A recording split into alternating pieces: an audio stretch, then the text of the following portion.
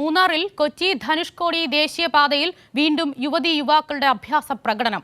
തമിഴ്നാട് രജിസ്ട്രേഷനിലുള്ള വാഹനത്തിലാണ് 3 യുവാക്കൾ വാഹനത്തിന്റെ വിൻഡോയിലൂടെ ഉയർന്നു നിന്ന് അഭ്യാസം കാട്ടിയത്. ജോസിലുണ്ട് വിശദാംശങ്ങളുമായി. ജോസിൽ, എപ്പോഴായിരുന്നു ഈ സംഭവം? ആരാണ് ഈ അഭ്യാസ പ്രകടനം കാഴ്ചവെച്ചത്? ഇവരെ പിടികൂടിയോ? എന്താണ് വിശദാംശങ്ങൾ? ഈ കൊച്ചി ധനുഷ്കോടി ദേശീയപാതയിൽ ഇത്തരത്തിലുള്ള അഭ്യാസ പ്രകടനങ്ങൾ നിരന്തരം വർദ്ധിച്ചു വരികയാണ്. ഒന്ന്, ഈ റോഡ് വളരെ മനോഹരമായി നിർമ്മിച്ചതിന് ശേഷം വളരെ വേഗത്തിൽ ഈ പ്രദേശത്തോടു കൂടി വാഹനം ഓടിക്കുന്നത് വലിയ അപകടങ്ങൾ വരുത്തി വെക്കുകയാണ്. കാരണം ഇത് ഈ നേരെ കുറച്ചു ദൂരം വളരെ സ്ട്രെയിറ്റ് ആയിട്ടുള്ള റോഡും അതിനുശേഷം വളരെ പെട്ടെന്നാകും ഈ വളരെ വലിയ വളവുകൾ ഈ റോഡിലെത്തുന്നത്.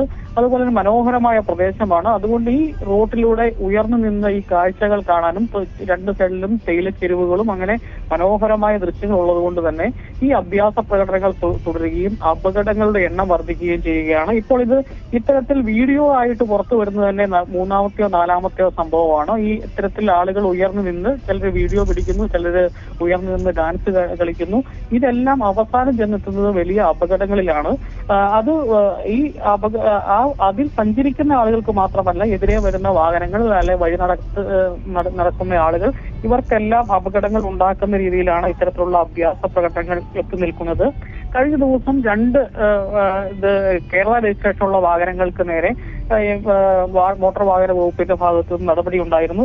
ഇപ്പോൾ നമ്മൾ കാണുന്ന ഈ വീഡിയോയിലുള്ളത് തമിഴ്നാട് രജിസ്ട്രേഷനിലുള്ള വാഹനമാണ്. അതുകൊണ്ട് തന്നെ കേരള മോട്ടോർ വാഹന വകുപ്പിന് എത്രമാത്രം നടപടി ഈ കാര്യത്തിൽ സ്വീകരിക്കാൻ പറ്റും എന്നുള്ള കാര്യത്തിൽ സംശയമാണ്. ഏതായാലും ഇത്തരത്തിലുള്ള അഭ്യാസ പ്രകടനങ്ങൾ ഈ മൂന്നാറിലുള്ള ഈ കൊച്ചി ധനുഷ്കോടി ദേശീയപാതയിൽ വളരെയേറെ അപകടങ്ങൾ വരുത്തി വെക്കുന്നുണ്ട്. വിജി, ശരി.